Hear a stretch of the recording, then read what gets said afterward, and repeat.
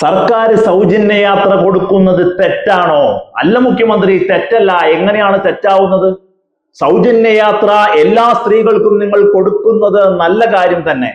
പക്ഷേ ഒരു വീട്ടിൽ കയറി അന്ന് പ്രതിപക്ഷ നേതൃസ്ഥാനം അലങ്കരിച്ചപ്പോ ഒരു വീട്ടമ്മയോട് പറഞ്ഞത് അങ്ങനെയല്ലല്ലോ. അമ്പലത്തിൽ പോണോ? പോവാം.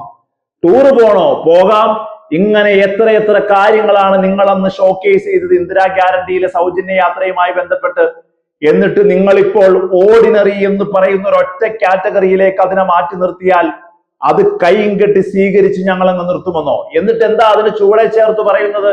അതിഭീകരമായ നഷ്ടമാണ് KSRTCക്ക് ഇതുമായി വരാനിരിക്കുന്നതെന്ന്. ആരെങ്കിലും നിർബന്ധിച്ചോ? KSRTCയിൽ സൗജന്യ യാത്ര ഉണ്ടെങ്കിൽ മാത്രമേ നിങ്ങളെ ഭരണത്തിൽ കയറ്റുമെന്ന് പറഞ്ഞോ?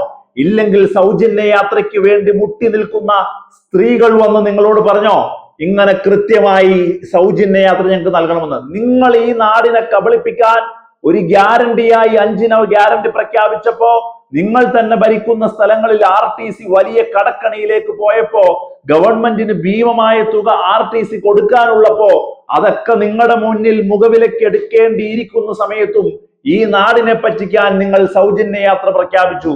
എന്നിട്ട് പറഞ്ഞു സ്ത്രീകളിലെ എല്ലാവർക്കും ഞങ്ങൾ കൊടുക്കുമെന്ന്. എല്ലാവർക്കും കൊടുക്കണം, കാരണം നിങ്ങൾ ഒരു കാറ്റഗറൈസേഷനും അന്ന് പറഞ്ഞിട്ടില്ല.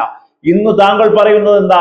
ഓർഡിനറിയിൽ മാത്രമാണെന്ന്. അത് ശക്തമായി പ്രതിഷേധത്തിനിടയാക്കും. ഞങ്ങൾ അത് വാർത്തയാക്കുക തന്നെ ചെയ്യും. കാരണം ഒരു കാറ്റഗറൈസേഷനും നിങ്ങൾ പറഞ്ഞില്ല എന്നുള്ളതാണ്. പിന്നെ വരാനിരിക്കുന്ന KSRTCയുടെ മുഴുവൻ കടവും KSRTC എന്ന വകുപ്പ് തകരാൻ പോകുന്നതിന്റെ ഏറ്റവും വലിയ ഉത്തരവാദിത്വവും ഈ ഇന്ദിരാ ഗ്യാരണ്ടി പ്രഖ്യാപിച്ചത് കൊണ്ടാണ് എന്ന് വരുത്തി തീർക്കാനുള്ള ഒരു ശ്രമമാണ് മിസ്റ്റർ മുഖ്യമന്ത്രി ഇന്ന് തുടങ്ങി വെച്ചതെങ്കിൽ തെറ്റി. കാരണം നിങ്ങൾ പറഞ്ഞ ഗ്യാരണ്ടിയിലേക്ക് നിങ്ങൾ എത്തിപ്പെടുന്നത് വലിയ രീതിയിൽ മാറ്റങ്ങൾ വരുത്തിയാണ്.